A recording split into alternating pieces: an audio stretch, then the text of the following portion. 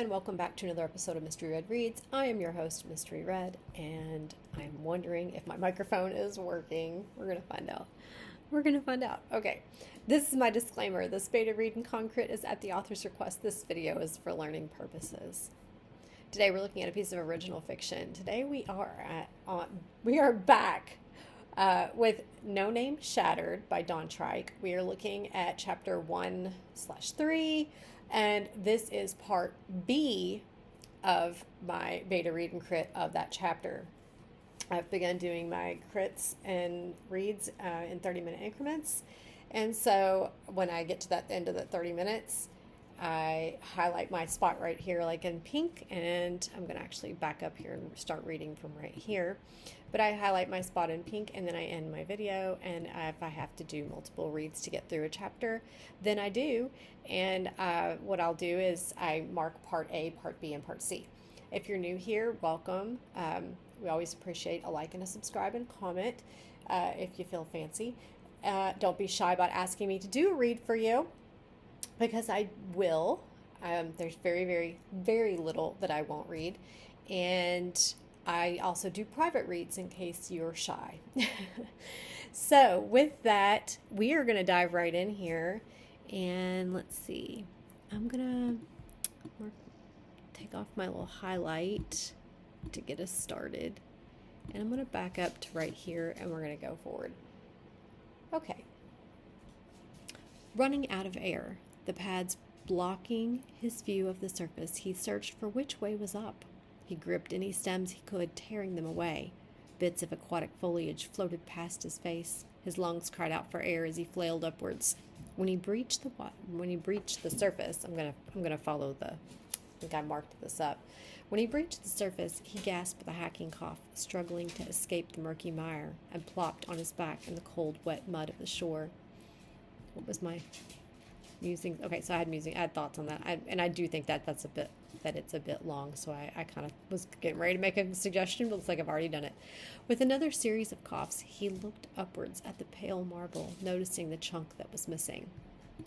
Okay, so I do remember wondering about this marble in the back in the last video, so I am not going to harp on it here. We're just going to keep rolling. I've got my musings on the marble in the last part, or part A of this chapter's read. The night breeze brushed past his wet body, chilling him. What lily pads and plant matter still lingered did nothing to protect him from the elements. Damn, it's cold. Wondering who I am won't do me any good if I catch my death, he said, picking himself up.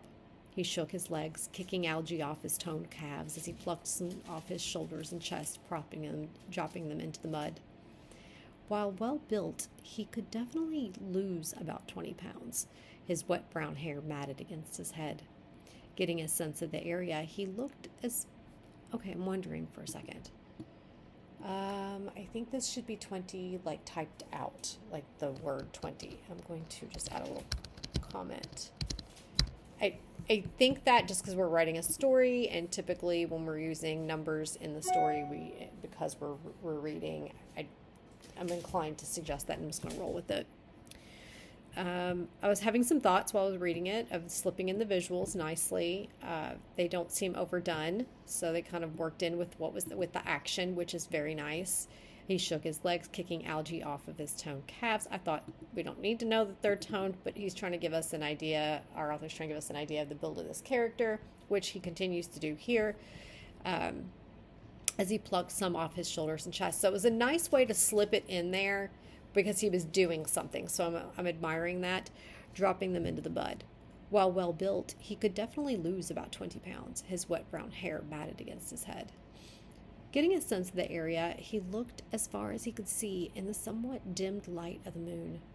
In the distance, he noticed a dim light. Okay, so we have kind of like an echo on dim. So I'm just going to highlight that. I think today we're going to use a pretty little blue color. We're going to go right with that. Something standing out amongst everything else. Coated in mud and gunk, he walked toward the light, this time paying full attention to his surroundings, making sure to not fall into another death trap. His body shivered the moment a breeze passed over his mud and algae-caked skin. I'm going to pause. Okay, So I'm going to point something out. It has been mentioned numerous times, that he's covered in algae and mud. I think once was enough. I don't think I need to have these reminders that he's covered in mud and algae. I do believe this character's naked. I think if I scrolled back, I'd know for sure. Let's see. Getting a sense of the area, he looked as far as he could see in the somewhat dimmed light of the moon. In the distance, he noticed a faint light would be a nice substitute there.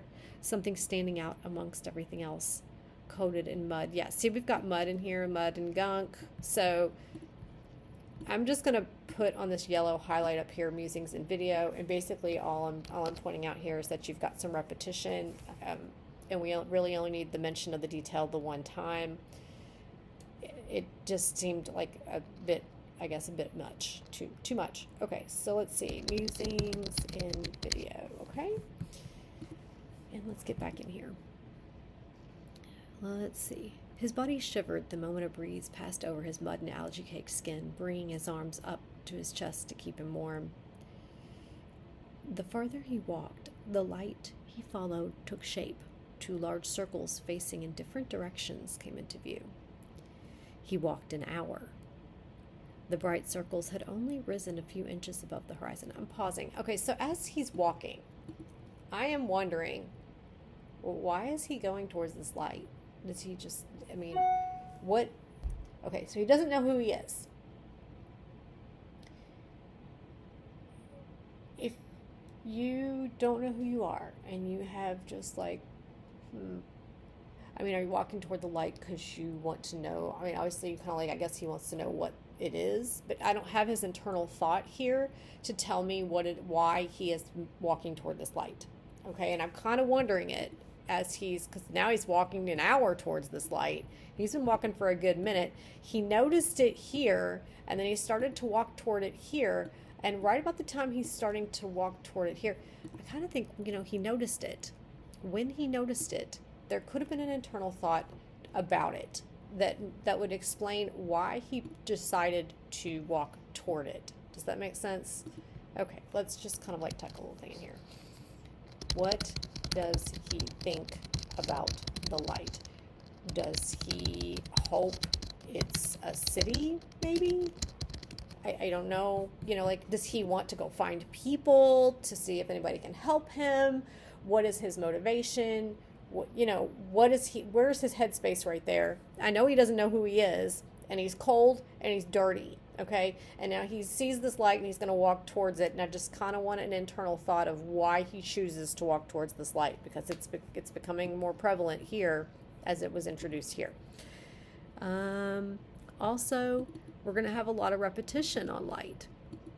Now, for a word echo specifically, I'm just going to highlight those, I think, today in this lovely blue over here, because we're having a lot of it. Okay, so obviously, if you're talking about something specific, you can mention it more than once. I wouldn't recommend using the exact same word multiple times in a paragraph, and very carefully, depending on what the word is, whether or not I use it more than once in a chapter. If that circumstance arises, we'll talk about it, and maybe if you watch some of my other videos, it's probably happened in one of those. And to keep it super, if you're like, what is she going on about?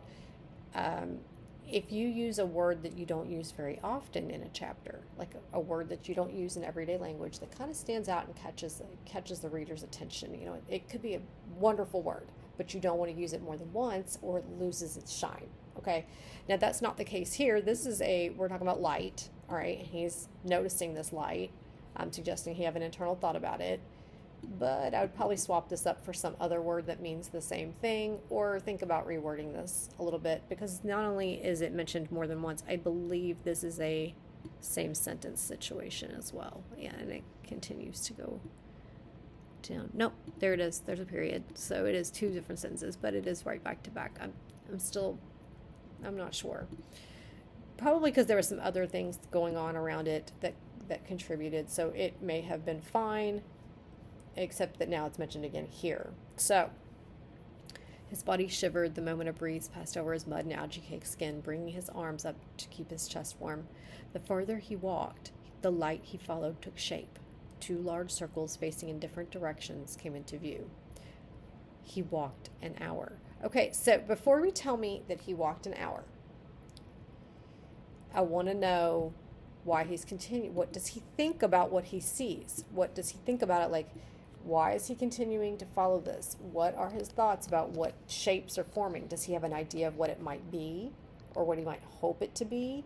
Whatever it is that continues to motivate him to continue to walk for an hour. So, what are his thoughts about what he sees? Okay. I could have just said using some video would have been faster, but we're just going to keep rolling with it. The bright circles had only risen a few inches above the horizon. What the hell are those things? There we go. There's my internal thoughts. All right. Actually, he's not even internal. He's talking to himself, which is just as good. Okay. What the hell are those things? How far did I run? Wasn't I just in the woods? He asked himself. A gust of wind shook him to his core. Damn, I can't do much out here. I need to find clothing or shelter or else I'll catch something. If I haven't already after swallowing swamp water. He hunched over, stopped dead in his tracks, feeling his stomach wrench. Son of a... What the hell? His body convulsed, guttural noises coming from within. His back arched, and a flood of dark red water forced his mouth open, releasing a gush of swampy blood and a small catfish. Ew! As it flopped on the grass, he noticed 2 bright green barbs protruding from its nasal region. Heaving once more, a trickle of blood tripped from his chin and onto the flopping fish. He shook violently, heaving 3 more times. He waited, eyes glazed over, sweating profusely from his body's exertion. He stared at the catfish as it bounced. Things must have sliced my insides while it was going down or out, he thought, shivering. Standing, he found his toes were pins and needles, finding it difficult to keep a steady walking pace. The lightest of breezes felt like freezing winds as he reached the fenced-off cornfield. He braced himself against the wooden fence. Okay, so we kind of got like an echo-on fence. You could say railing maybe would be a good substitute. What were we going with for echoes today? I think we went with blue. I'm feeling like blue vibes today. Looking toward the light, he could see something spinning atop of a large building. Its silhouette shifted. Oh my goodness. Hang on a second. Okay. I lost my spot. Looking towards the light, he could see something spinning atop of a large building, its silhouette shifting back and forth as gusts passed. He quickened his numbed pace, his arms shaking, feeling the same tingle in his fingertips. Okay, that's working for me. See, we have the light again, but I think it's okay here because we had some distance. It wasn't right on top of each other. He recognized the shape of the building, a farmhouse painted red, giant double doors noting the only entrance and exit. Limping towards it, he grasped the cool metal handles, but found failure as it rattled, unwilling to open. Glancing down, he found them locked by a chain and padlock. Damn it, he stuttered. The sound of rustling caught his attention. He turned to find a clothesline with shirts and pants hanging from them, billowing in the wind, likely put there to dry in the sun and forgotten. He rushed to them as best he could, grabbing the largest pair of burlap pants, a hole in one knee, and a gray shirt. Lifting one leg, he found it far more difficult to balance, the tingling in his toes reaching the soles of his feet. It didn't matter to him that these pants were half a foot too small or that the material itched as he moved. All that mattered was the protection they offered against the wind and cold he felt. Better than nothing, he was glad to have something on him. The shirt immediately began absorbing the muddy sweat coating his body. I'm wondering, are you sweating if you're cold? I wonder that. I should keep moving and find a town. Maybe someone can help me find out who I am. He forced his numbing body to move, barely feeling the grass beneath his feet. He looked at the bright circles to guide him. Okay, let's see really quick. He's cold. Are we sure he's sweating? I mean, that's just an observation. That's a real question. I'm not really judging that. It looks like I'm at the end of chapter 1-3. So that is all I have. So I have to end it. I didn't realize I was so close to the end. I don't know if I had time because I did a whole bunch of reads that day. I kind of wish I would have finished up then, so I'd have more to keep going now. Okay, I'm gonna wrap this one up, and I'll send Don Trike this link to this one, and then see if he wants me to read some more for him. Okay, I'm wondering what's going to happen when he gets to the town. I'm wondering who is he? What is his significance going to be? What is his role going to be here? And when he gets to the town, what's going to happen? How are people going to receive him? What is his personality like? Because he's not interacted with anyone yet, so we don't really know. I don't think. Well, not in this segment that I read. I can't remember. Was there a girl, or was that a different character? I have to scroll back.